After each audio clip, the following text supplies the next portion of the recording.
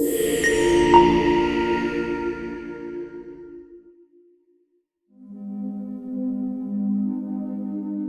မ္မမိတ်ဆွေပရိသတ်အပေါင်းအားလုံးပဲမင်္ဂလာပါရှင်ဒီကနေ့မှာတင်ဆက်ပေးချင်တာကတော့ကမ္ဘာပေါ်မှာကိုးကွယ်နေတဲ့ဘာသာကြီးများထဲမှာဗုဒ္ဓဘာသာရဲ့အကြောင်းကိုတင်ဆက်ပေးသွားမှာဖြစ်ပါတယ်ရှင်ဗုဒ္ဓဘာသာဟာကိုးကွယ်ရာဘာသာတရား၎င်းသင်ယူလိုက်နာကျင့်ကြံရာဓမ္မ၎င်းဖြစ်ပါတယ်ဗုဒ္ဓဟောကြားခဲ့သောအယူဝါဒများဖြစ်၍ဗုဒ္ဓဝါဒဟူ၍၎င်း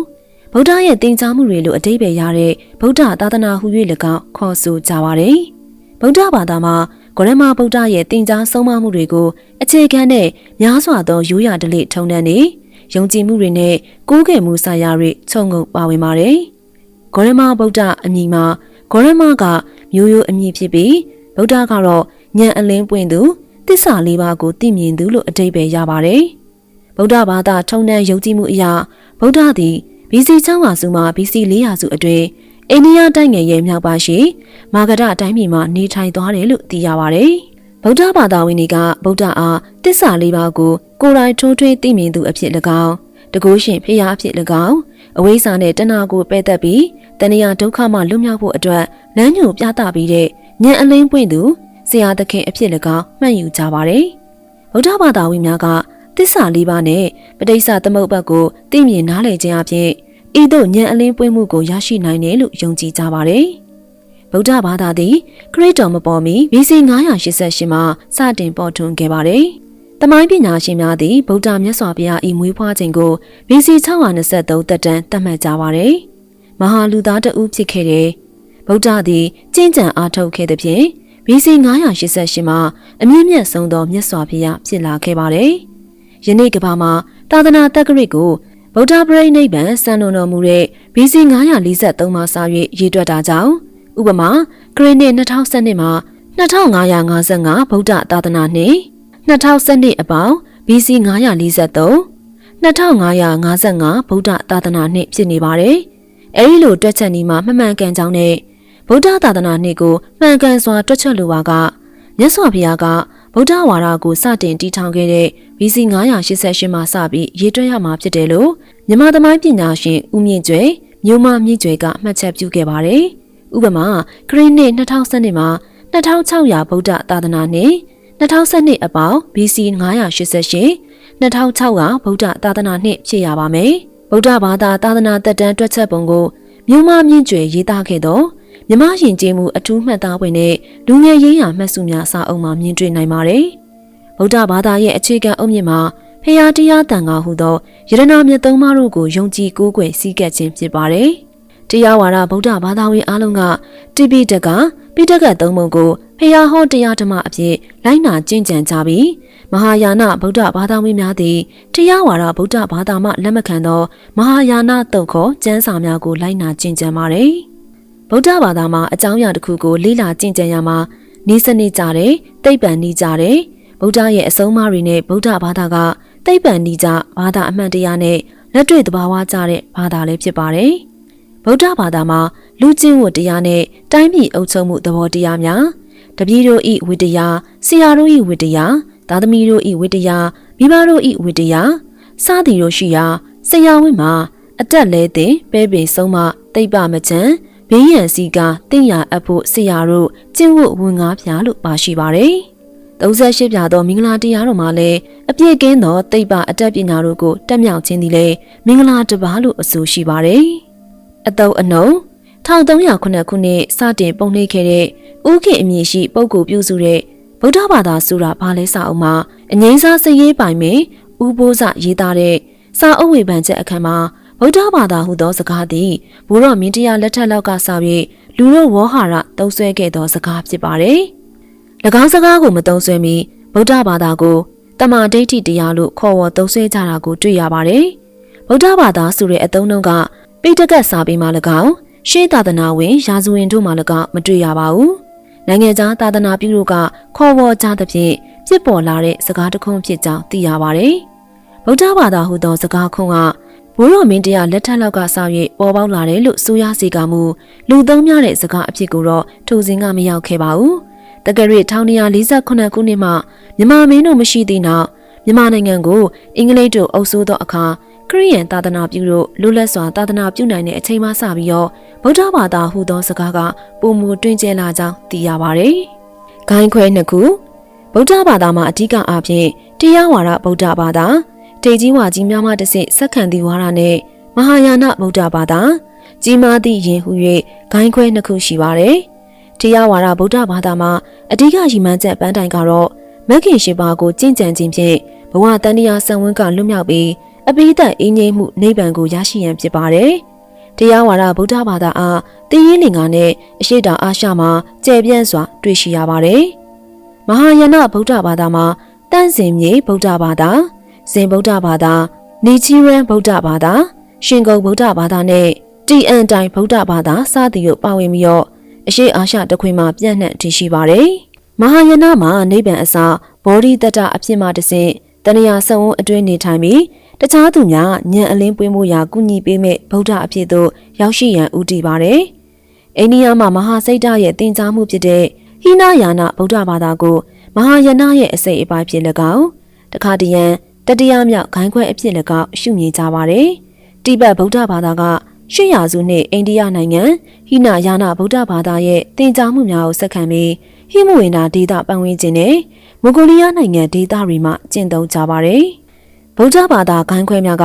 နိဗ္ဗာန်သို့သွားရာလမ်းကြောင်းများကျမ်းစာအမျိုးမျိုးနဲ့ကျမ်းတို့ရဲ့အရေးပါမှုတွေမှာကွဲပြားကြပါတယ်။အထူးသဖြင့်၎င်းတို့ရဲ့ကျင့်စဉ်တွေကကွဲပြားကြပါတယ်။ဗုဒ္ဓဘာသာသည်ဖန်ဆင်းရှင်ဘုရားကိုညှင်းပယ်ပြီးမဟာဗြဟ္မာကဲ့သို့တကုရှင်များအားဖန်ဆင်းရှင်အဖြစ်အထင်မှားခြင်းသာဖြစ်ကြောင်းယူဆပါတယ်။ဗုဒ္ဓဘာသာက၎င်းတို့အစားယရဏသုံးပါးဖြစ်တဲ့ဗုဒ္ဓဖရာဓမ္မတရားနဲ့တန်ခါယံအဖွဲ့အစည်းတို့ကိုအခြေခံပါတယ်။အစဉ်လာရယရဏသုံးပါးကိုစီးကပ်ခြင်းဟာဗုဒ္ဓဘာသာလမ်းကြောင်းအတိုင်းကျင့်ကြံနေထိုင်မည်ဖြစ်ကြောင်းဝန်ခံကတိပြုခြင်းပဲဖြစ်ပြီးဗုဒ္ဓဘာသာဝင်ဖြစ်ခြင်းမဖြစ်ခြင်းကိုခွဲခြားတဲ့နည်းလမ်းလည်းဖြစ်ပါတယ်။ဗုဒ္ဓရဲ့လမ်းစဉ်ကိုရှောက်လန်းစဉ်အတွင်းကောင်းမှုပြုခြင်းဤတရားအကျင့်10ပါးပုံညာကရိယာဝိတ္ထု10ပါးမှတချို့ကိုဖြစ်စေ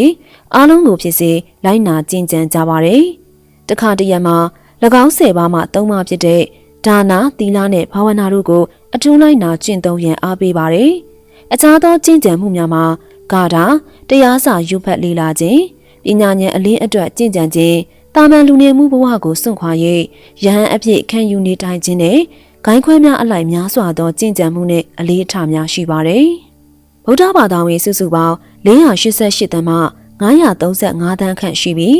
ကမ္ဘာအဓိကဘာသာကြီးများမှာတစ်ခုအပါအဝင်ဖြစ်ပါတယ်။ရှေးအကျဆုံးသောဘာသာတရားဗုဒ္ဓဘာသာကကမ္ဘာပေါ်မှာလူဦးရေ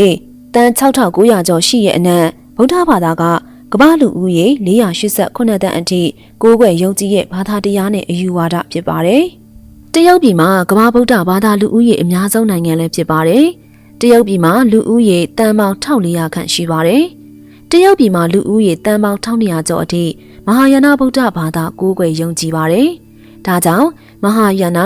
ဇင်နဲ့တရားဝါဒပေါင်းလျင်ကိုးကွယ်ယုံကြည်သူလူဦးရေအပြင်တန်2000နီးပါးရှိပြီးတော့ဒုတိယဦးရေအများဆုံးကမ္ဘာဘာသာနဲ့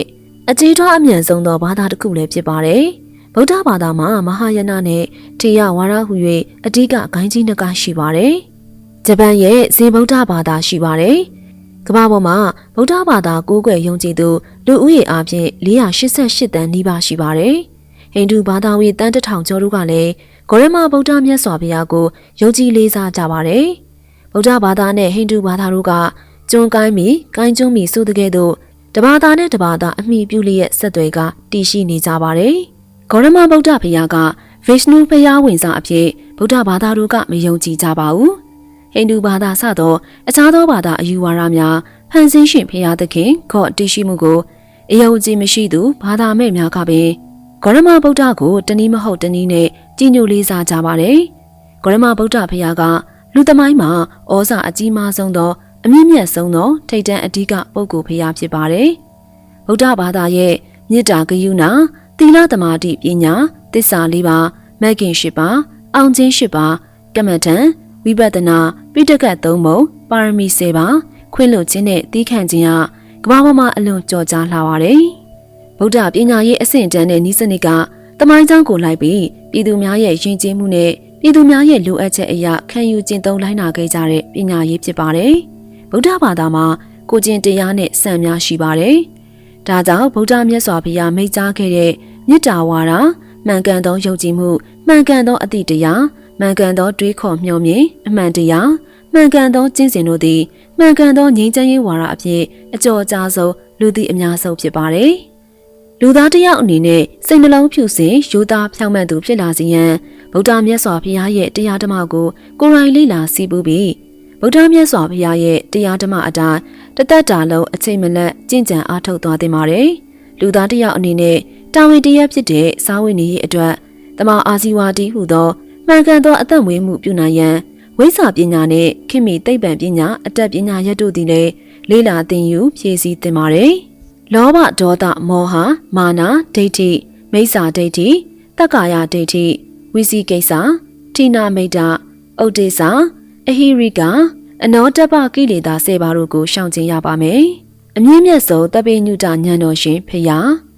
ဗုဒ္ဓအတိတ်ပဲသည်နိုးကြားလာသောတူသို့မဟုတ်ဉာဏ်အလင်းရသောတူဖြစ်ပါတယ်။တိဋ္ဌထဂေါရမကိုလွန်ခဲ့တဲ့နှစ်ပေါင်း2600ကျော် BC 623ကစုံလားပြည့်မှာမွေးဖွားခဲ့တယ်လို့လက်ခံကြပါတယ်။ဗုဒ္ဓဆိုသည်မှာအမှန်တကယ်အဖြစ်ဖရာဖြစ်ပြီးမှရရှိလာတဲ့ဘွဲ့အမည်ပဲဖြစ်ပါတယ်။ဗုဒ္ဓမြတ်စွာဘုရားရဲ့လူဘဝမှာမျိုးနာမည်ကဂေါရမဖြစ်၍ကိုယ်ပိုင်နာမည်ကတော့တိဋ္ဌထကုမာရဖြစ်ပါတယ်။အလုံးစုံသောလူနတ်တို့၏အလိုခတ်သိမ်းကိုပြီးငိမ့်စေတတ်သောအတိတ်ပဲရပါတယ်။တိဋ္ဌထမင်းသားကထိုခေတ်ကမျိုးရိုးအဖြစ်အစင်းမြစ်အတိုင်းဝင်မှဆင်းသက်လာသူဖြစ်ပါတယ်။ထိုအချိန်ကခရစ်တော်မပေါ်မီ BC 623မှာဖြစ်ပါတယ်။ဖခင်မှာတာကိယမျိုးနွယ်စုရဲ့အကြီးအကဲဖြစ်ကထိုနေရာဒေသကိုကျမ်းစာတွေမှာကပိလဝုလို့ခေါ်ပါတယ်။တုံတော်ဒနမင်းကြီးကဂေါရမမြတ်စွာဘုရားရဲ့ဖခင်ကြီးတော်ဖြစ်ပါတယ်။အဝင်ယူဇနာ900ရှိသောမြစီမဒေသမှာတက္ကတိုင်းကပိလဝုပြည်ကြီးကိုစိုးအုပ်ပိုင်သောမင်းကြီးတစ်ပါးဖြစ်ပြီးတော့လူဝိကြောင့်ဘဝနဲ့ပင်ယဟန်တော်ပြင်း၍ပြိဋိဘံဆံဝင်ခဲ့သောပုဂ္ဂိုလ်ထူးလည်းဖြစ်ပါတယ်။ကပိလဝုနဲ့အနီးအပါးမှာပင်အခြားသောမျိုးနွယ်စုအများအပြားနေထိုင်ကြပါတယ်။တိဋ္ဌထမင်းသားရဲ့မေတော်မဟာမာယာသည်လည်းကောလိယမျိုးနွယ်စုအကြီးအကဲတဦးရဲ့သမီးဖြစ်ပါတယ်။မေတော်မာယာတိရိမဟာမာယာဒေဝီကတိဋ္ဌထမင်းသားကိုလုံမဏီဥယျာဉ်တော်အတွင်းအင်းချင်းတပင်အောက်မှာဖွားမြင်ခဲ့ပါတယ်။ထိုလုံမဏီဥယျာဉ်တော်နေရာက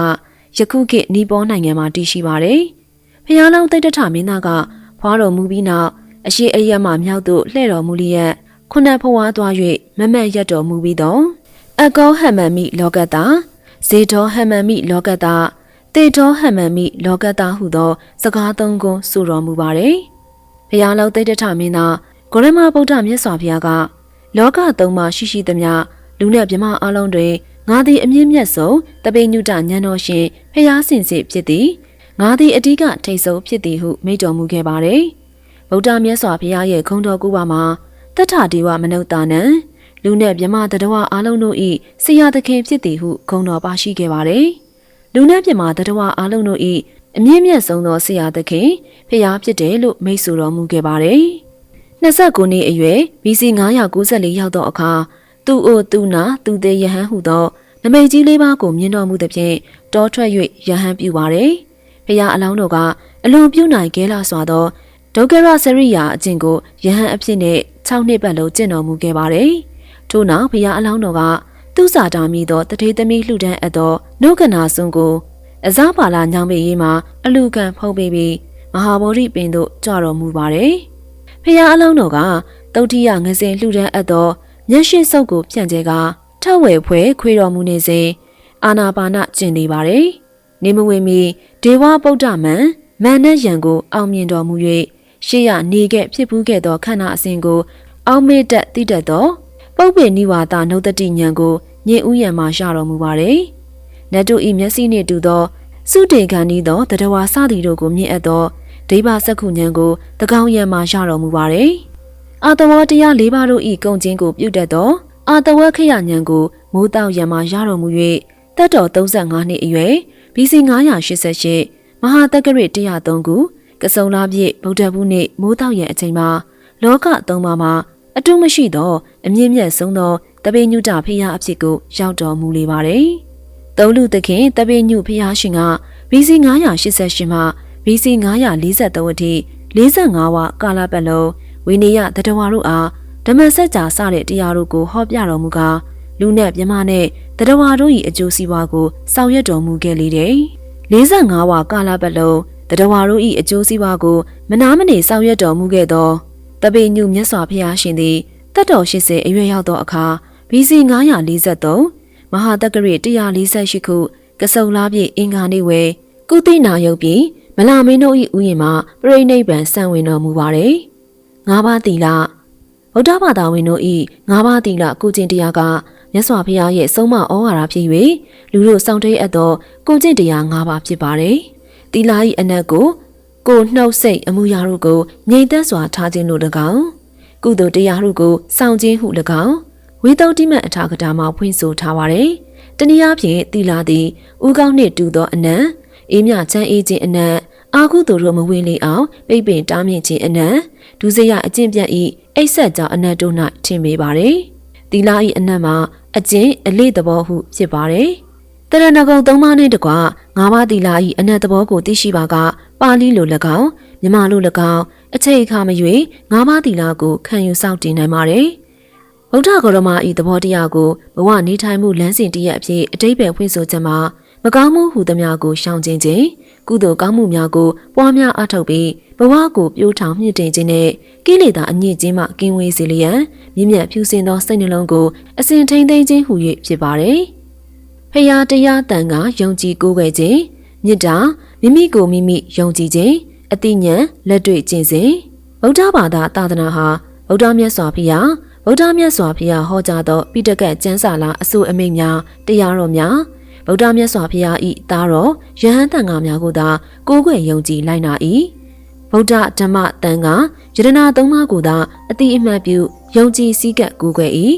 ဗုဒ္ဓဘာသာတစ်ခုတည်းဟာသာယုံကြည်ခြင်းတစ်ခုတည်းဟုသာမကဘုရားတရားတန်ဃာကိုလုံးဝမိကိုအားထားကိုးကွယ်ယုံကြည်ခြင်းမိမိကိုမိမိအားကိုးခြင်းအတိညာလက်တွေ့ချင်းစဉ်လမ်းစဉ်ပေါ်မှာအဓိကအခြေခံထားပါတယ်။ကံကံ၏အကျိုးနဲ့မိမိတို့၏ကာယကံကိုယ်ဖြစ်ပြုလုပ်မှုဝစီကံနှုတ်ဖြစ်ပြောဆိုမှုမနောကံစိတ်ဖြစ်ကြံစည်မှုနဲ့မိမိတို့ရဲ့သီလသမာဓိပညာကိုအလေးအနက်ယုံကြည်ပါတယ်။ဗုဒ္ဓဘာသာကမတ်ဖို့နိဗ္ဗာန်အကျိုးတမန်တော်အကျိုးများသာမကမြတ်မောဘဝကြီးပွားရေးအတွက်ကြင်ကြံရမယ်အောင်မြင်ရေးစီးပွားရေးပညာရေးအိမ်နောက်ရေးမိသားစုရေးပေါင်းသင်းဆက်ဆံရေးစသဖြင့်အကြောင်းအရာစုံလာပါတယ်။ဗုဒ္ဓမြတ်စွာဘုရားကသူ့ကိုယုံကြည်သူများကို၎င်းမယုံကြည်သူများကို၎င်းမေတ္တာထားသောလူသတ္တဝါတို့အားဒုက္ခပေါင်းမှကယ်တင်သောမေတ္တာဘုရားဖြစ်ပါတယ်။ဗုဒ္ဓဘာသာကမြမဆွေဆုံးကျမ်းတစ်ဖွဲဖြစ်နေလို့ဗုဒ္ဓဘာသာကိုမြမယဉ်ကျေးမှုရဲ့ရေတောင်းမြစ်လို့လည်းတင်စားခေါ်ဆိုကြပါတယ်။မြန်မာနိုင်ငံမှာ BC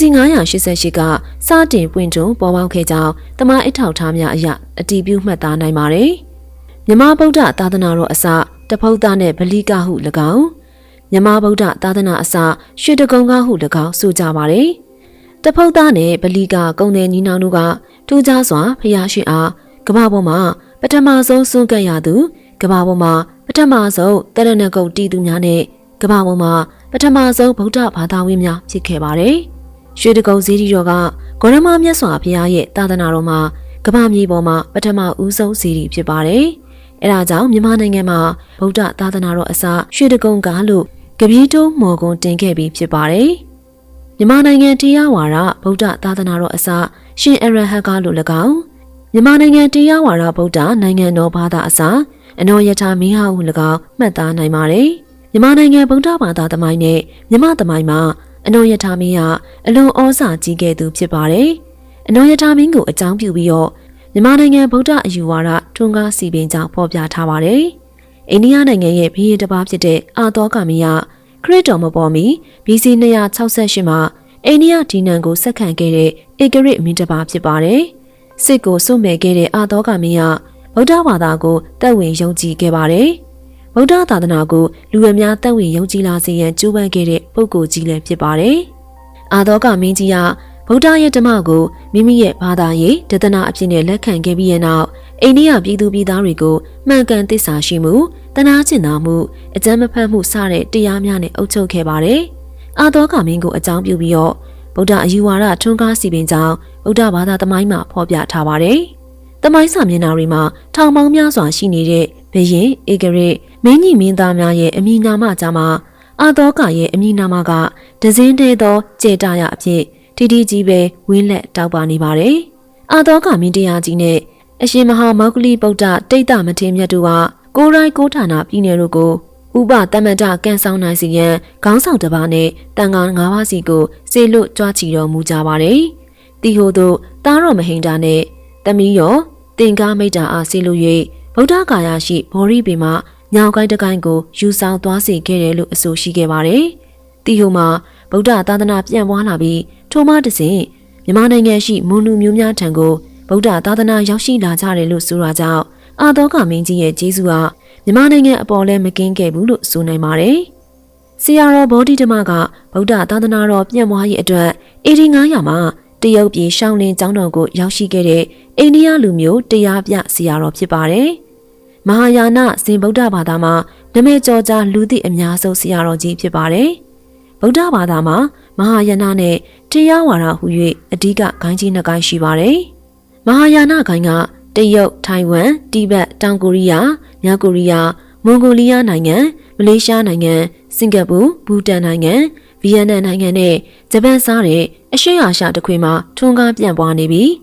၎င်းမှတစ်ဆင့်ပြူဝါလန်၊ချန်၊စီအန်၊တီအန်၊ဇန်၊နီချီရန်၊တိဘက်တန်၊ရှင်ခုံနဲ့အခြားဂိုင်းများထပ်မံကွဲပြားသွားပါတယ်။မဟာယာနကိုမြောက်ပိုင်းဗုဒ္ဓဘာသာလို့ခေါ်ပါတယ်။တရားဝါဒဂိုင်းကတီဟိုမှတစ်ဆင့်မြန်မာ၊လာအို၊ထိုင်း၊ကမ္ဘောဒီးယားစတဲ့အရှေ့တောင်အာရှဒေသကိုပြန့်ပွားသွားခြင်းဖြစ်ပြီး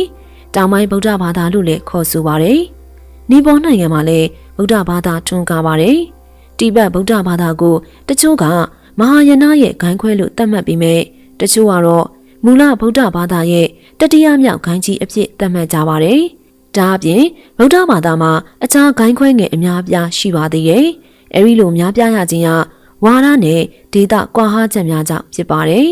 ။တရားဝါဒနဲ့မဟာယာနနှစ်ဖက်စလုံးက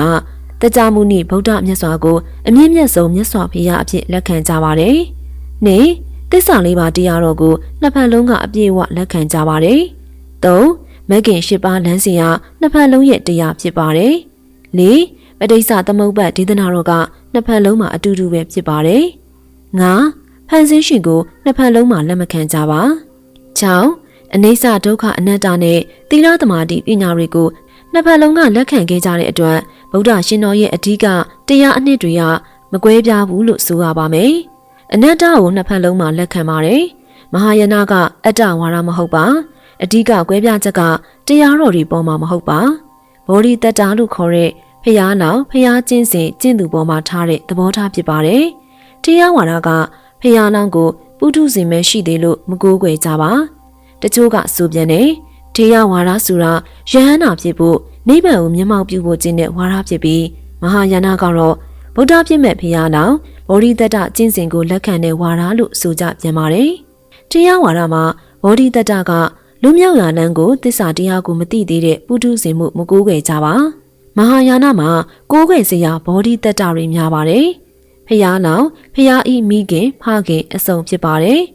မဟာယာနမှာအရဟတဖို့ရပြီးသားယဟန္တာပုဂ္ဂိုလ်ကအရဟတဖို့ကနေနိဗ္ဗာန်ကိုမျက်မှောက်ပြုလို့မရသေးပါ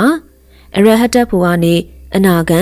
တက္ကတာဂံသောတာပန်အထိပြန်လျှောကျသွားပြီးပုရုဇဉ်ပြန်ဖြစ်သွားပါတယ်ပြီးမှဖျားစုပန်ပြီးဖျားဖြစ်ဖို့ပြန်ကြိုးစားကြရပါတယ်တရားဝါဒနဲ့မဟာယာနအယူအဆကွဲလွဲနေတယ်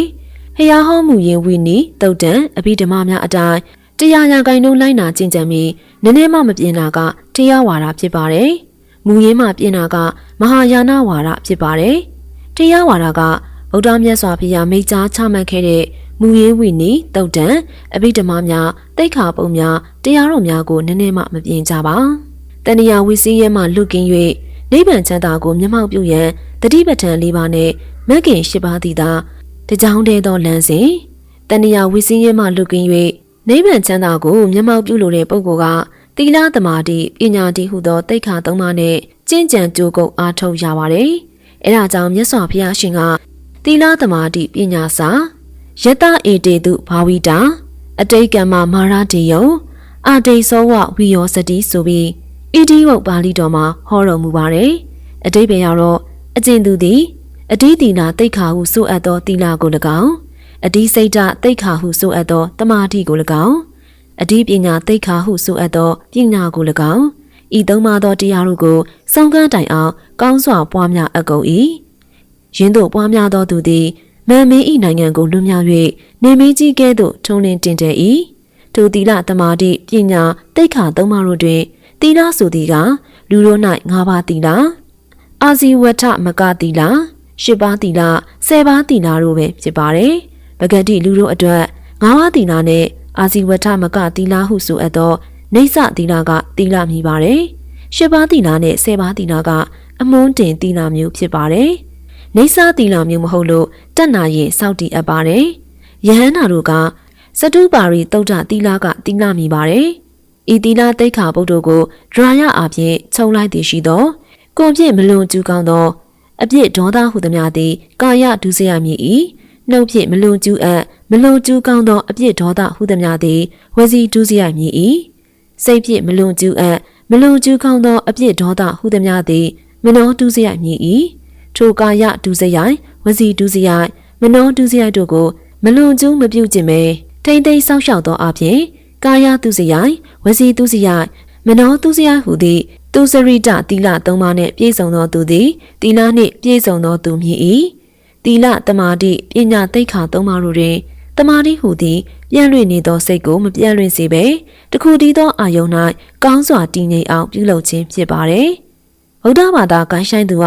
ကာယဒုစရိုက်ဝစီဒုစရိုက်အကြံစီဒုစရိုက်တို့မှကင်းလို့စင်ကြယ်ကြည်ညိုပွဲရှိသောကာယကံအမှုတမကမ္မတအလုပ်မျိုးကိုသာပြုလုပ်မှာဖြစ်ပါတယ်။ဩဃာတဖျားရှိကိုကတရားဝါဒဗုဒ္ဓဘာသာဝင်တို့ဗုဒ္ဓမြတ်စွာဘုရားသူမဟုတ်ဖုံးတော်ကြီးများအားဝိပုရာတွင်ပထမဆုံးရွတ်ဆိုသောမြမဘာသာဖြင့်ဖျားရှိကိုဂါထာဖြစ်ပါတယ်။ဩဃာတဖျားရှိကိုရည်ရွယ်ချက်မှာမိမိအမှားများကိုဝင်းချတောင်းပန်ခြင်းနဲ့နိဗ္ဗာန်သို့ရောက်ရန်ဆုတောင်းခြင်းဖြစ်ပါတယ်။တဏှာဝိစင်းရဲမှလွတ်ကင်း၍နိဗ္ဗာန်ချမ်းသာကိုမျက်မှောက်ပြုလိုသောပုဂ္ဂိုလ်သည်နိဗ္ဗာန်၏ဂုဏ်ကျေးဇူးတို့ကိုသိရောက်ပြု၍အဖန်ဖန်နှလုံးသွင်းရ၏စင်ကြယ်အောင်မေ့ရ၏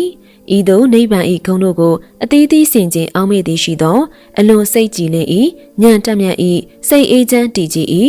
ဥပ္ပဇာရဇံကိုရပြီးသည့်နောက်မတ်ဖို့အစဉ်စဉ်ကိုလွယ်လွယ်ကူကူထွင်းဖောက်သိမြင်နိုင်က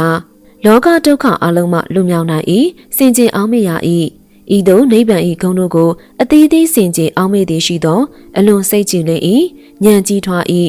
စိတ်အေးချမ်းတည်ကြည်၏ဥပ္ပဇာယဇံကိုရ၏နိဗ္ဗာန်၏ဂုဏ်ပုံများမှာကံစိတ်ဥရုအာဟာရတို့၏ပြုပြင်စည်းရင်ခြင်းမှလွတ်သောတရားအလုံးစုံငြိမ်းချမ်းခြင်းပြုပြင်ပြောင်းလဲမှုမရှိသောအေးငြိမ်းချမ်းသာမှုတဏှာမရှိခြင်းတဏှာမှလူကင်းခြင်းဒုက္ခမှအပိတိုင်လွတ်မြောက်ခြင်းမွေးအိုနာတေမရှိခြင်းစွန့်လွတ်ခြင်းလွတ်မြောက်ခြင်းမကန့်ညီခြင်းဘဝမရှိခြင်းပူဆွေးမှုမရှိခြင်းငိုကြွေးမှုမရှိခြင်းဒေါကမရှိခြင်းအငြိအကျေးကိလေသာမရှိခြင်းစသည်တို့ဖြစ်ပါတယ်ဒုက္ခនិရောဓသစ္စာသူညာတာအမတ္တနိဗ္ဗာန်အသင်္ခတအဘုဒ္ဓတန်တိခေမာစသောဝေါဟာရအလုံးကိုဘာသာပြန်ရင်လွန်စွာများပေလိမ့်မည်ဒါကြောင့်လေတူတူရှင်းရှင်းနဲ့ထိထိမိမိအတိအကျနားလည်အောင်ဖော်ပြနိုင်တဲ့ဘာသာစကားမရှိဟုဆိုကြရပေသည်နိဗ္ဗာန်ဆိုတာကအသင်္ခတဓမ္မအစစ်မှန်ဖြစ်ကြောင်းအမှန်ရှိကြောင်းနဲ့နိဗ္ဗာန်ကိုရရှိရန်ပြည့်စုံသိရှိနားလည်ရန်တတိပဋ္ဌာန်၄ပါးနဲ့မဂ်ခင်၈ပါးသည်သာတကြောင်တည်းသောလမ်းစဉ်ဖြစ်ပါတယ်မဂ်ခင်ဟူသည်ကိလေသာတို့ကိုပယ်သက်ကြောင်းနိဗ္ဗာန်ကိုရောက်ကြောင်းဖြစ်သောတရားစုဟုအတိပ္ပယ်ရပါတယ်အမှန်တရားနှင့်လက်တွေ့သဘာဝကြခြင်းနိဗ္ဗာန်ဟူသည်ပါဠိစကားလုံးနိဗ္ဗာန်နာဆိုသောပုံမှလာပါတယ်ငြိမ်းအေးသည်လို့ဆိုလိုပါတယ်ဒါကြောင့်လောဘဒေါသမောဟမိများကိုငြိမ်းသက်နိုင်ခြင်းကနိဗ္ဗာန်ဖြစ်ပါတယ်တပံနိဗ္ဗာန်ဟုသောပုဒ်သည်ပါဠိဘာသာနိဝါနာနိနှင့်ဝါနာကိုပေါင်းထားခြင်းဖြစ်ပါတယ်နိမရှိလွတ်မြောက်ခြင်းထွက်ခွာခြင်းဝါနာတဏနိဝါနာနိဗ္ဗာန်တဏမရှိခြင်းတဏမှကင်းလွတ်ခြင်းဖြစ်ပါတယ်နိဗ္ဗာန်ဆိုတာကဗုဒ္ဓဘာသာဝင်များရဲ့အဆုံးစွန်ဘာသာရေးရှိမှန်းချက်ဖြစ်ပါတယ်ဗုဒ္ဓကနာဘာနာအာနာပါနာတရားရှုမှတ်ခြင်းလမ်းကြောင်းကိုရှောင်လန်းမဲ့တရားဝများအတွက်တူးတီသောလမ်းညွှန်ပေးသူနဲ့ဆရာသခင်ဖြစ်ပြီး၎င်းတို့အားဘာသာရေးဆိုင်ရာနှိုးကြခြင်းဘောဓိကိုရရှိရန်နဲ့အမှန်တရားနဲ့လက်တွေ့သဘာဝကျခြင်းကိုရှိရတဲ့အတိုင်းမြင်တွေ့ရန်အတွက်ညွှန်ပြပေးပါတယ်ဗု ဗုဒ္ဓဘာသာစနစ်ဖြစ်တဲ့ထိုးထွင်းသိမြင်စွမ်းသောဉာဏ်နဲ့တရားထိုင်ခြင်းကျင့်စဉ်ကစိတ်ဖြစ်အာရုံခံ၍ယုံကြည်ရန်ဖော်ပြခြင်းမပြုနိုင်ပါသို့သောစိတ်ဤစစ်မှန်သောတဘာဝကိုနားလည်ခြင်းဖြင့်သာဖော်ပြနိုင်ပါတယ်၎င်းရာကိုဗုဒ္ဓ၏အဆုံးအမများဖြင့်လမ်းညွှန်ပြသထားတဲ့ဘာသာရေးဆိုင်ရာလမ်းကြောင်းကိုရှောင်လန်းခြင်းဖြင့်ကိုယ်တိုင်ကိုယ်ကျရှာဖွေတွေ့ရှိနိုင်ပါတယ်တနည်းတစ်ပုံပြောရရင်ဗုဒ္ဓဘာသာမှာတစ်ခုနောက်တစ်ခုလိုက်ပါနေတဲ့စိတ်ကိုပြုစုပြောထောင်ခြင်းကျင့်ဝတ်များကိုတိုးတက်ကောင်းမွန်အောင်စောင့်တိန်ခြင်းနဲ့ဉာဏ်ပညာကြီးမားခြင်းတို့ကအမြင့်ဆုံးပန်းတိုင်ရောက်ရှိရန်အတွက်အလိုအဆုံးလည်းဖြစ်ပါတယ်လောဘဒေါသမောဟအဝိဇ္ဇာအညံ့စာဗုဒ္ဓဘာသာဝင်တို့၏လက္ခဏာများအာဂတိ၄ပါးဥပဒံ၄ပါးဒုစရိုက်10ပါးတို့ကိုရှောင်ကျဉ်ကြရပါမယ်ဗုဒ္ဓဘာသာဝင်များကနိဗ္ဗာန်ကိုပိတ်ပင်ဖုံးကွယ်၍ကန့်သက်တတ်တဲ့နိဝရဏတရား၅ပါးဒိဋ္ဌာဖြစ်ကြောင်း၈ပါးကိုရှောင်ကျဉ်ရပါမယ်အထက်တန်းစားဗုဒ္ဓဘာသာဝင်တို့၏လက္ခဏာများကိုသိရှိနားလည်ရပါမယ်သစ္စာ၄ပါးသစ္စာ၄ပါးရှိပါတယ်၁ဒုက္ခသစ္စာ၂သမုဒယသစ္စာ၃နိရောဓသစ္စာ၄မဂ္ဂသစ္စာနိဗ္ဗာန်သို့ရောက်ကြောင်းမဂ်ခင်၈ပါးမဂ်ခင်ဟူသည်ကိလေသာတို့ကိုပယ်တတ်ကြောင်းနိဗ္ဗာန်သို့ရောက်ကြောင်းဖြစ်သောတရားစုလို့အဓိပ္ပာယ်ရရှိပါတယ်၎င်းတို့မှာဖော်ပြလက်တက်မှာအတိုင်း၈ပါးရှိပါတယ်၁တမာဒိဋ္ဌိမှန်သောအယူအမြင်၂တမာသင်္ကပ္ပမှန်သောအကြံ၃တမာဝါစာမှန်သောစကား၄တမာတမန္တာမှန်သောအမှုအလုံး၅တမာအာဇီဝမှန်သောအသက်မွေးဝမ်းကြောင်းမှု၆တမာဝါယမမှန်သောအာထုံမှု9တမာတတိမှန်သောအောက်မေ့နှလုံးသွင်းမှု10တမာတမာတိမှန်သောတည်ကြည်စူးစိုက်မှုမဂ်ခင်ရှင်ပါမှာတမာဝါစာတမာတမန္တာနဲ့တမာအာဇီဝ၃ပါးကသီလတရားစုဖြစ်ပါတယ်တမာဝါယမတမာတတိတမာတမာတိ၃ပါးကတမာတိတရားစုဖြစ်ပါတယ်တမာဒိဋ္ဌိတမာသင်္ကပ္ပ2ပါးကပညာတရားစုဖြစ်ပါတယ်ကမ္ဘာဒီမိုကရေစီပထမအစဗုဒ္ဓကဗုဒ္ဓမြတ်စွာဘုရားတရားတော်များကလွန်ခဲ့သောနှစ်ပေါင်း2600ကပင်လွတ်လပ်သောပြောဆိုဝေဖန်စမ်းစစ်ခွင့်ရှိရာကြောင့်ဒီမိုကရေစီပထမအစဗုဒ္ဓကလို့ဆိုအပ်ပါတယ်ဒီမိုကရေစီလို့ဆိုရလောက်အောင်ပဲဒီမိုကရေစီစံတော်အနှစ်သာရကိုညွှန်ပြတဲ့လမ်းညွှန်တော်မူချက်တရက်ကိုဗုဒ္ဓမြတ်စွာဘုရားကလွန်ခဲ့သောနှစ်ပေါင်း2600ကျော်ကလေးကလမ်းညွှန်တော်မူခဲ့ပါတယ်ဒီမိုကရေစီရဲ့အစပထမလို့အများကသတ်မှတ်တဲ့ဂရိနိုင်ငံမှာထိုစဉ်ကဒီမိုကရေစီမပေါ်ထွန်းသေးပါဘူးဆိုကရေတီ BC 469 399မဟာအလက်ဇန္ဒာ BC 356 BC 323ပလီတို BC 428 348နဲ့အရစ္စတိုတယ် BC 384 322တို့မမွေးသေးပါဘူးဗုဒ္ဓမြတ်စွာဘုရားကကျင့်ကြံအားထုတ်ခဲ့တဲ့ဖြင့် BC 988မှာအမြင့်မြတ်ဆုံးသောမြတ်စွာဘုရားဖြစ်ချိန်မှာတရုတ်အတွေးခေါ်ပညာရှင်ဒသနဆရာကြီးကွန်ဖျူရှန် BC 951 489မမွေးသေးပါဘူးသာသနာ2006ခရီးစဉ်သမိုင်းတလျှောက်မှာဗုဒ္ဓသာသနာတော်ကမိတ်တခါတာကြီးတလဲဖြစ်ခဲ့ရပါတယ်ခေတ်ဆက်ဆက်အတွင်းရန်သူအပြင်ရန်သူတို့ရဲ့တိုက်ခိုက်ထိုးနှက်ချက်များနဲ့ရင်ဆိုင်ခဲ့ရပါတယ်အပြက်အစည်းများဖယ်ရှား၍အတားအဆီးများကိုဖျက်ကျော်ခဲ့ရတယ်သာသနာပြင်ပအညာတိတ်တရတို့ကရန်ခါပြင်ပမှဝါရာချင်းရှင်ပြိုင်တိုက်ခိုက်ခဲ့ကြ၍ရန်ခါသာသနာအတွင်းဝင်ကပူသက်ခဲ့ကြပါတယ်ဗုဒ္ဓသာသနာတော်ကရန်ခါသာသနာဒါယကဘယင်မင်းမြတ်တို့၏ချီးမြှောက်ထောက်ပံ့မှုခံရ၍ရန်ခါစံကျင်ဘတ်ဘယင်တို့၏ဖိနှိပ်ညှဉ်းပန်းမှုခံခဲ့ရပါတယ်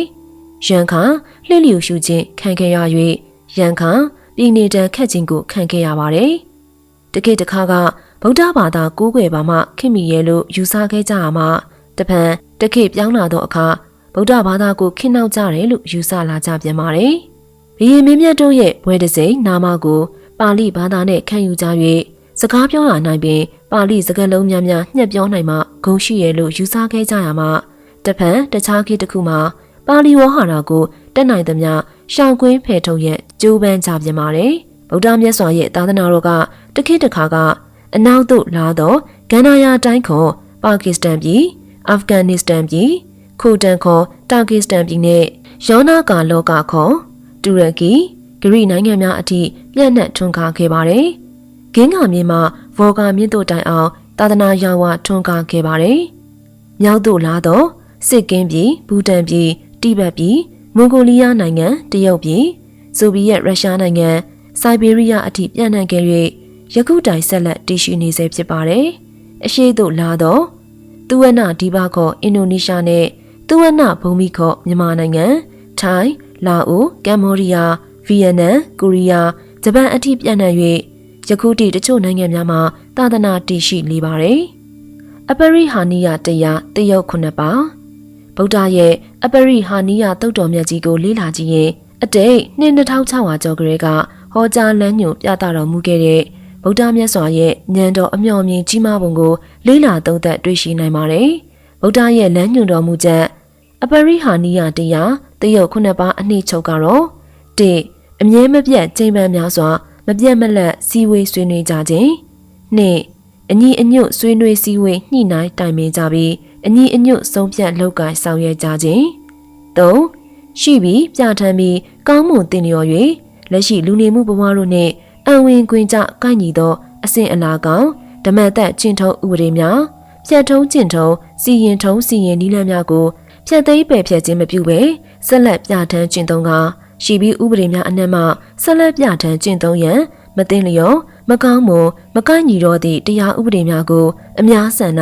အများစည်းဝေးဆုံးဖြတ်ချက်တို့ဖြင့်ဖြတ်သိမ်းရုပ်ပယ်ခြင်း၄ဂုဏ်ဝါပညာကြီးသူလူကုန်သိက္ခာလူတန်မိုးကြီးမားသူများကိုမြေတော်မြောက်ဂုဏ်ပြုပူဇော်၍အကြံပြုချက်အကြံပြုစကားများကိုကြားနာခံယူခြင်း၅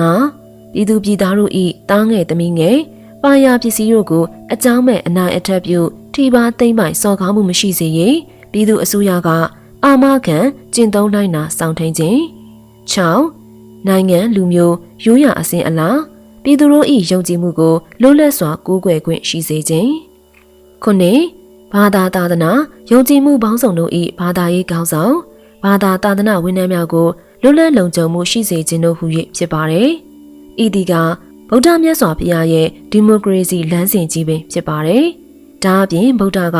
အတိတ်ဘဝဇန်နိဘတ်တော်တွေကိုဟောကြားတော်မူလျက်ကမ္ဘာဦးကမဟာတမန်တမင်းဘဝအကြောင်းပြန်ပြောင်းဟောပြတော်မူကကမ္ဘာဦးလူသားတို့ဖျားလောင်းတော်ဂုံတိတ်ခါပညာရှင်သူတော်ကောင်းတယောက်ကိုအများသဘောတူစန္ဒညီညီစုဝေးဆုံညီ၍မင်းအဖြစ်တင်မြှောက်ခဲ့ကြပုံကိုလှည့်ဟာထောက်ပြတော်မူပြီးအများစန္ဒတို့ကိုကိုးစားပြုသောအများဝန်ဆောင်ပုဂ္ဂိုလ်များကိုအများစန္ဒအရာသာတာဝန်ပေးရွေးချယ်တင်မြှောက်တင်ကြပုံကိုလည်းသွယ်ဝိုက်လှည့်ဟလမ်းညွှန်တော်မူခဲ့ပါတယ်။အဲဒါကြောင့်ရှင်းမြန်မာဘုရင်များအဆက်ဆက်နန်းတက်ချိန်မှာအဘိဓိတ်ရေစင်သုံးလောင်းတဲ့အခမ်းအနားမှာသုံးလောင်းသူများကအရှင်မင်းမြတ်အားတင်မြှောက်ကြသည်ဟုသောကျမ်းသစ္စာစကားဆိုခြင်းအစဉ်လာတရက်ကိုထည့်သွင်းခဲ့တာပဲဖြစ်ပါတယ်။အကယ်၍မြန်မာတို့သာဗုဒ္ဓရဲ့အမြော်အမြင်တော်စန္ဒတော်များကိုတွေးခေါ်မျှော်မြင်သုံးသပ်၍ဗုဒ္ဓအလိုတော်ကြောင့်ဗုဒ္ဓစန္ဒတော်ကြောင့်လမ်းညွှန်တော်မူချက်အရာအပြည့်အဝဥစွာကျင့်သုံးစွန့်ဦးတည်ထွင်နိုင်ခဲ့ကြမယ်ဆိုရင်ဂရီတို့ရဲ့ဒီမိုကရေစီဟူသောစကားလုံးစကားရက်မပေါ်မီပင်မြန်မာတို့၏ဗုဒ္ဓစာပေစကားလုံးအပရိဟာနိယကိုကမ္ဘာမှာတွင်ကျဲစွာအသုံးပြုကြပါလိမ့်မယ်။မိတို့ပင်စိုးစေကမူဗုဒ္ဓ၏အပရိဟာနိယလမ်းစဉ်အမှန်တရားတို့သည်တက်တန်းရှိဗုဒ္ဓဘာသာဝင်မြန်မာနိုင်ငံတော်နဲ့ရခိုင်ကလေးကယဉ်ဤကျွမ်းဝင်ခဲ့တဲ့စနစ်တစ်ခုပဲဖြစ်တာကိုတော့ငြင်းပယ်လို့ရမှာမဟုတ်ပါဘူး။ကမ္ဘာဝိဇ္ဇာနဲ့သိပ္ပံပညာတို့၏ရှေ့ဆောင်ပထမဆရာပဋိစ္စသမုပ္ပါကမြတ်စွာဘုရားရဲ့အကြောင်းအကျိုးသဘောတရားလမ်းညွှန်တရားတော်ဖြစ်ပါတယ်။ယူပဗေဒပညာရှင်သင်္ချာပညာရှင်နဂတဗေဒပညာရှင်အတွေးခေါ်ပညာရှင်နျူတန်ရဲ့နိယာမှာတွေ့ရှိချက်တရားဂေါရမမြတ်စွာဘုရားရဲ့ကံဤအကျိုးအစုံအမအမှန်တရားတော်နောက်နှစ်ပေါင်း2400နောက်ကျပြီးမှနျူတန်ကရှာဖွေဖော်ထုတ်နိုင်ခဲ့ပါတယ်။ဆရာကြီးအဲဘတ်အိုင်စတိုင်းရဲ့ relativity theory နိယာမှာတွေ့ရှိချက်တရားဂေါရမမြတ်စွာဘုရားရဲ့ပဋိစ္စသမုပ္ပါအကျိုးအကြောင်းသဘောတရားများပဋ္ဌာန်း24ကျမ်းနဲ့ကံဤအကျိုးအစုံအမအမှန်တရားတော်ရဲ့နောက်နှစ်ပေါင်း2400နောက်ကျပြီးမှအိုင်စတိုင်းက24ပစ္စည်းပဋ္ဌာန်းရဲ့အခြေခံ theory of relativity and E=mc² ကိုရှာဖွေဖော်ထုတ်နိုင်ခဲ့ပါတယ်။ဗုဒ္ဓဘာသာမှာအကြောင်းအရာတစ်ခုကိုလေ့လာကျင့်ကြံရမှာနည်းစနစ်ကြပါတယ်။သိပ္ပံနည်းကြတယ်။ဗုဒ္ဓတရားတော်တွေကအကြောင်းအကျိုးဆက်ဆက်မှုရှိခြင်းယုတ်တိနည်းကြလက်တွေ့ကြခြင်းစနစ်တကျဖွဲ့စည်းမှုရှိခြင်းမ မှားသည်မှန်သည်လှုပ်တင်သည်မလှုပ်တင်သည်အကျိုးရှိသည်အကျိုးမဲ့သည်တို့ကိုမိမိတို့ကိုယ်တိုင်ဝေဖန်ဆန်းစစ်ခွင့်ရှိခြင်းအချိန်မရွေးနေရာမရွေးလူမျိုးဘာသာမရွေးလက်တွေ့ကြင်ကြံပြီးအေးချမ်းမှုကိုကိုယ်တိုင်သိရှိနိုင်ခြင်းအမြဲထာဝရမှန်ကန်ခြင်းစတဲ့အရေးအသွေးများပြည့်စုံတာကြောင့်ဗုဒ္ဓဘာသာသည်ဝိဇ္ဇာပညာသိပ္ပံပညာကိုဦးဆောင်တဲ့အမှန်တရားနဲ့လက်တွေ့သဘာဝကျတဲ့ဘာသာလည်းဖြစ်ပါတယ်ဓမ္မစကြာတရားတော်မှာအစုံနှစ်ပါးရှောင်ခြင်းအစိုးရမှုကိုရှောင်ခြင်းနဲ့မျက်စိမပฏิပဒါအလဲအလတ်အမှန်လန်းစင်ကားသာမှန်ကန်ကြောင်းဗုဒ္ဓမြတ်စွာဘုရားကဟောကြားတော်မူခဲ့ပါတယ်။ကိုယ်တိုင်ကျင့်လျင်ကိုယ်တိုင်သိနိုင်သောအခါမလတ်အကျိုးပေးသောကမ္ဘာဦးဆောင်တရားကုံတော်ဗုဒ္ဓဘာသာဤတရားတော်တရားကုံတော်6ပါးတို့သည်ကမ္ဘာပေါ်မှာလက်တွေ့သဘာဝကျမှန်ကန်ကြော်ကြားလှပါတယ်။တရားကုံတော်2 3 4ကလက်တွေ့သဘာဝကျတဲ့သိပ္ပံနည်းကျတရားကုံတော်များဖြစ်ကြောင်းကမ္ဘာသိပ္ပံပညာရှင်တို့မှတ်ချက်ပြုကြပါတယ်။တန်နိတိကဂုဏ်တော်ကိုယ်တိုင်ကျင့်လျင်ကိုယ်တိုင်သိနိုင်သောတရားဖြစ်ခြင်းဂုဏ်အာဂါလိကဂုဏ်တော်အခါမလတ်အကျိုးပေးခြင်းတရားဖြစ်ခြင်းဂုဏ်မရလျင်ဖို့ချက်ခြင်းဖြစ်ခြင်းဂုဏ်၄အေဟိပတိကဂုဏ်တော်လာပါကျင့်စမ်းပါဟုရေရန်ဝုဖိတ်ခေါ်ထိုင်ခြင်းအစမ်းသက်ခံနိုင်ခြင်းဂုဏ်ဂရမဗုဒ္ဓဟောကြားတော်မူခဲ့တဲ့မင်္ဂလာတရား38ပါအာနာပါနတရားရှုမှတ်ခြင်းဝိပဿနာကျင့်စဉ်ဇာရိတကျင့်ဝတ်မြတ်သောအကျင့်သီလမေတ္တာကမ္မထံစီးပြန်ခြင်းဘောဇဉ်9ပါးတတိပဋ္ဌာန်4ပါးချစ်ခင်ကျင့်နာခြင်းသစ္စာ4ပါးမဂ်ကင်10ပါးခွင့်လွှတ်ခြင်းနဲ့တီးခံခြင်းဟာကမ္ဘာအမှန်တရားဥဆောင်ပညာအဖြစ်ယနေ့ထက်တိုင်ကြော်ကြားလှပါတယ်ဗုဒ္ဓဘုရားဟောကျမ်းဂန်များစွာမှာလောကီရေးရာများနဲ့ပတ်သက်တဲ့အဆိုအမိန့်များကိုထုံနှုံ၍ထည့်သွင်းပြုစုထားတဲ့လောကနီတိကျမ်းကရှေးလူကြီးတွေထားရခဲ့တဲ့စကားပုံများမှတ်သားလိုက်နာပွဲအဆိုအမိန့်များသင်ခန်းစာရယူပွဲစက်ကြောင်းပုံမြင်တွေကနေကောင်းရာနုနုတွေကိုစုစည်းထားတဲ့လူမှုဆိုင်ရာလောကနီတိကျမ်းကဘာသာမရွေးလူမျိုးမရွေးအရွယ်သုံးပါးလိုက်နာပွဲကောင်းလာပါတယ်လောကနီတိယလောကအကြောင်းနဲ့ဆက်လင်း၍တိုးတက်ကြီးပွားစေရန်ညွှန်ကြားသောလမ်းညွှန်ချက်ဖြစ်ပါတယ်စင်စစ်ဤကျမ်းကလောက၌လူသားတို့၏အနှစ်လည်းမြည်တယ်မိဘလည်းမြည်တယ်စိတ်ရလည်းမြည်တယ်အဆွေခင်မိုးလည်းမြည်ရဲ့အဲဒါကြောင့်ဤနီတိကျမ်းကိုတင်ကြားတက်မြောက်သောယောက်ျားသည်အကြအမြင်များသောမြင့်မြတ်သောပညာတတ်ယောက်ျားဖြစ်ပါတယ်။ကမ္ဘာပေါ်မှာမြင့်မြတ်ကြီးညိုပွဲဖျားသားတော်ယဟန်တန်ဃာတော်များကမြန်မာနိုင်ငံမှာအများဆုံးရှိပါတယ်။တန်ဃာဂုဏ်တော်9ပါးရှိပါတယ်။1အဓိသီလအဓိစိတ်ဓာတ်အဓိပညာသိက္ခာ3ပါးကိုကောင်းစွာကျင့်ခြင်း2အဓိသီလအဓိစိတ်ဓာတ်အဓိပညာသိက္ခာ3ပါးကိုဖြောင့်မတ်စွာကျင့်ခြင်း3အဓိသီလအဓိစိတ်ဓာတ်အဓိပညာသိက္ခာ3ပါးကိုသိလျော်စွာကျင့်ခြင်း4အဓိသီလအဓိစိတ်ဓာတ်အဓိပညာသိက္ခာ3ပါးကိုယူသေးစွာကျင့်ခြင်း5ဧည့်သည်အတွက်ထားသောအလှဝိတ္ထုကိုခံယူထိုင်ခြင်း6လက်ဆောင်အတွက်ထားသောအလှဝိတ္ထုကိုခံယူထိုင်ခြင်း9တမန်လူကျိုးအတွက်ပြုအပ်သောမြတ်သောအလှဝိတ္ထုကိုခံယူထိုင်ခြင်း10လူမင်းနမင်းမြမမင်းတို့လက်အောက်ချီမှုရှ िख ိုးခြင်းကိုခံယူထိုင်ခြင်း9အတူမရှိသောကောင်းမှု၏စိုက်ပျိုးရာလေယာမြေကောင်းသဖွယ်ဖြစ်ခြင်းဟူ၍တန်ခဂုဏ်တော်9ပါးရှိပါတယ်ဗုဒ္ဓဘုရားရဲ့သားတော်ယဟန်တန်ဃာတို့၏သီလဂုဏ်တမာရီဂုဏ်ပညာဂုဏ်နှင့်ဗုဒ္ဓယဟန်တန်ဃာများတင်ကြားလေးခြင်းရသောတိတ်ခါပုံများသည်လည်းအလွန်မြင့်မြတ်ပြည့်စုံပါတယ်ကြီးညိုပွဲထင်ရှားပါတယ်ယဟန်တန်ဃာဟူသည်တရားကိုကောင်းစွာကျင့်ခြင်းမှန်စွာကျင့်ခြင်းကုသိုလ်ပြုခြင်းသည်ကောင်း၏ကောင်းမှုပြုခြင်းသည်ကောင်း၏မငြိမ်ဆဲခြင်းသည်ကောင်း၏တရဝါတို့ကိုတနာခြင်းသည်ကောင်း၏ဟုနှလုံးသွင်းကျင့်နေသူဖြစ်ပါတယ်ယင်းနှမျိုးတို့မှာသောတာပတ္တိမတ်ပုဂ္ဂိုလ်သောတာပတ္တိဖို့ပုဂ္ဂိုလ်တစ်စုံတဂါတာဂါမိမတ်ပုဂ္ဂိုလ်တဒါကဂါမိဖို့ပုဂ္ဂိုလ်တစ်စုံအနာဂမ်မိမတ်ပုဂ္ဂိုလ်အနာဂမ်မိဖို့ပုဂ္ဂိုလ်တစ်စုံအရဟတမတ်ပုဂ္ဂိုလ်အရဟတဖို့ပုဂ္ဂိုလ်တစ်စုံဤသို့အဆုံးအဖြစ်၄စုံအရေးအတွက်အဖြစ်၈ပါးသောအရိယာပုဂ္ဂိုလ်အပေါင်းစုကဒက္ခိနိယတန်ဃာဖြစ်ပါတယ်အရိယာတန်ဃာရဲ့အနွယ်အဆက်ဖြစ်၍ညံတစ်ကြိမ်ကမဝါ၃ကြိမ်ညတ္တိစတုထကံဖြင့်ယဟန်ဖြစ်၍နေကြသောယဟန်အပေါင်းစုကတမ္မုဒိတန်ဃာဖြစ်ပါတယ်ယင်းတမ္မုဒိတန်ဃာသည်လည်းဝိနည်းဒေသနာတော်အရာပြုလုပ်ဆောင်ရသောဝိနည်းကံ၏အစွမ်းအဖြစ်၁စတုဝတ်တန်ဃာ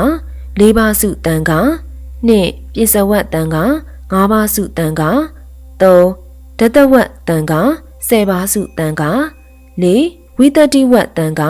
20စုတန်ခါ 5. တိရေကဝိတ္တိဝတ်တန်ခါ20ထက်ပိုလွန်သောအများစုတန်ခါဟု၍5ပါးရှိပါတယ်။ဤ4ပါးစုစသောတန်ခါသည်မိမိတို့နှင့်သက်ဆိုင်ရာဝိနည်းကံများကိုပြုလုပ်ဆောင်ရွက်ရပါတယ်။ဗုဒ္ဓဘာသာမှာအကြောင်းအရာတစ်ခုတည်းကိုလေ့လာကျင့်ကြံရ၌ဤစနစ်ကြတဲ့သိပ္ပံနည်းကြတဲ့ဗုဒ္ဓရဲ့အဆုံးအမများနဲ့ဗုဒ္ဓဘာသာကသိပ္ပံနည်းကြဘာသာအမှန်တရားနဲ့လက်တွေ့သဘာဝကျတဲ့ဘာသာလည်းဖြစ်ပါတယ်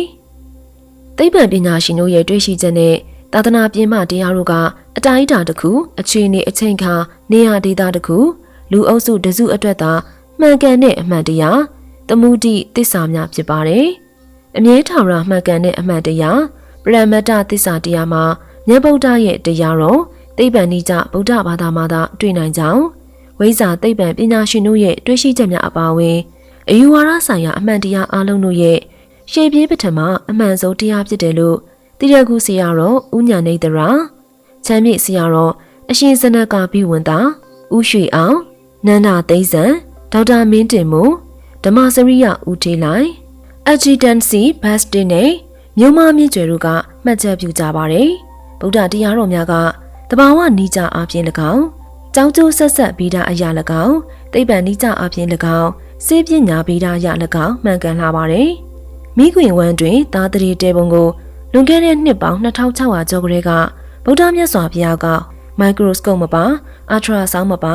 ဓာတ်မှန်မပါဉာဏ်တော်ဖြင့်ထိုးထွင်းသိမြင်တော်မူ၍ရှင်းပြတော်မူနိုင်ခဲ့ပါတယ်။ဒါအပြင်ယနေ့ခေတ်သိပ္ပံဗီဒကျမ်းမာရေးသုတေသနများအရသိရှိလာကြရတဲ့စိတ်ကအုံနောက်မှာဖြစ်ပေါ်ခြင်းမဟုတ်ပဲနှလုံးသားရဲ့အချိုက်လေးမှာဖြစ်ပေါ်ကြောင်းကိုဗုဒ္ဓဘုရားကဟောပြတော်မူသဖြင့်ဝါရေးဗုဒ္ဓဘာသာမြန်မာများသိရှိခဲ့ကြတာလည်းကြာပြီဖြစ်ပါတယ်။ခန္ဓာဗေဒရဲ့ဖြစ်စဉ်ပြည့်စင်အကြောင်းကိုလည်းဗုဒ္ဓဘာသာဝင်များမြန်မာများကယနေ့ခေတ်ဆဲများအစားထိုးဖြစ်တည်မှုအကြောင်းသိပ္ပံပညာကမသိရသေးခင်ကတည်းကသိရှိခဲ့ကြတာဖြစ်ပါတယ်။ခန္ဓာဗေဒကိုလည်းဗုဒ္ဓမြတ်စွာဘုရားကတရားတော်များမှာဟောကြားတော်မူခဲ့ပြီးဖြစ်ပါတယ်။ဗုဒ္ဓကယနေ့ခေတ်သိပ္ပံပညာရှင်တို့အနုမြူအတမ်အကြောင်းမလေးနာမီကပရမအနုမြူစားသဖြင့်ဟောပြတော်မူခဲ့ပါတယ်။မိတို့ပင်စူစီကမူဗုဒ္ဓဘုရားရဲ့တရားတော်များကသိပ္ပံနည်းကြကြောင်းကျိုးဆက်ဆက်ပြီးတာခန္ဓာဗေဒစင်းပညာဗေဒစသည်တို့ဖြင့်ကိုက်ညီမှန်ကန်လျက်ရှိနေပြီးဗုဒ္ဓမြတ်စွာဟောကြားတော်မူခဲ့သမျှတရားတော်များကိုဝိဇ္ဇာသိပ္ပံပညာကယနေ့ထက်တိုင်လိုက်မမီနိုင်သေးသောအနေအထားများရှိနေသေးတာလည်းအမှန်ပဲဖြစ်ပါတယ်။ဗုဒ္ဓမြတ်စွာဟောကြားတော်မူခဲ့သမျှတရားတော်များမှာတဘာဝတရားရဲ့ဖြစ်ပျက်ပြောင်းလဲမှုတို့နဲ့ထိုဖြစ်ပျက်ပြောင်းလဲမှုတို့၏အကြောင်းအကျိုးအမှန်တို့ကိုစီစနစ်ကျနာစွာလေးလာအသုံးချနိုင်တဲ့လက်တွေ့တဘာဝကျတဲ့အမှန်တရားပညာအဖြစ်ဒီကနေ့ထက်တိုင်ကမ္ဘာဝိဇ္ဇာနဲ့သိပ္ပံပညာတို့ရဲ့ရှေ့ဆောင်ဦးဆောင်အနေအထားမှာရှိပါတယ်။ဗုဒ္ဓဘာသာကျမ်းစာများဗုဒ္ဓဘာသာကျမ်းစာအများစုကပါဠိသို့မဟုတ်သင်္သကရိုက်ဘာသာအသုံးပြုပါတယ်။တိပိဋကဝီနီးပိဋကသုတ်ပိဋကအဘိဓမ္မာပိဋကဂေါရမဗုဒ္ဓဇတ်တော်များဇတ်ကြီး10ဘွယ်တေမိယဇတ်တော်ဇနကဇတ်တော်သူဝနတာမီဇတ်တော်နေမီဇတ်တော်မဟောတတဇတ်တော်ဘူရိဒဇတ်တော်စန္ဒကုမာရဇတ်တော်နာရဒဇတ်တော်ဝိတုရဇတ်တော်ဝေသနရဇတ်တော်ဗုဒ္ဓဘာသာအထိတ်အမှတ်များမဟာယာနဗုဒ္ဓဘာသာကရဲ့မင်္ဂလာအထိတ်အမှတ်ရှင်မျိုးကခေယုသင်ဓမ္မစကြာအန်လက်နောရွှေငါကြာပန်ရတနာပန်အိုတီးတော်အောင်လန်တို့ဖြစ်ပါတယ်။ဟုတ်ကဲ့ပါပရိသတ်များရှင်တင်ဆက်ပေးခဲ့တဲ့ဗုဒ္ဓဘာသာရဲ့အကြောင်းကိုတော့ဝီကီပီဒီးယားကနေထုတ်နှုတ်တင်ဆက်ပေးထားတာဖြစ်ပါတယ်ရှင်။အခုလိုမျိုးဘာသာရေးနဲ့သက်ဆိုင်တဲ့အကြောင်းအရာတွေကိုကျမတို့ရဲ့ channel ကနေအမြဲတမ်းတင်ဆက်ပေးနေတဲ့အတွက် channel လေးကို like and subscribe လေးလုပ်ပြီးတော့စောင့်ကြည့်အားပေးနေပါဦးရှင်။အကြောင်းအရာအသစ်တွေတင်နိုင်သိနိုင်အောင်လို့လည်း notification လေးကိုပါနှိပ်ထားပေးခဲ့ပါအောင်နော်။ဟုတ်ကဲ့ပါရှင်။နားဆင်ပေးခဲ့ကြတဲ့ဓမ္မမိတ်ဆွေပရိသတ်များအားလုံးလည်းမြတ်စွာဘုရားသာသနာအတွက်တဒဝါများကောင်းကျိုးအတွက်အုတ်တစ်ချက်တဲတပွင့်မိမိတက်နိုင်တဲ့တထောင်တနေရာမှာကုသိုလ်အရေးတွေကိုတည်ဖို့ထမ်းရွက်နိုင်ကြပြီးတော့မတ်ဖို့နိဗ္ဗာန်ကိုနှင်းမြန်စွာရောက်ရှိနိုင်ပါစေလို့တောင်းဆုပြုပေးလိုက်ပါရရှင်။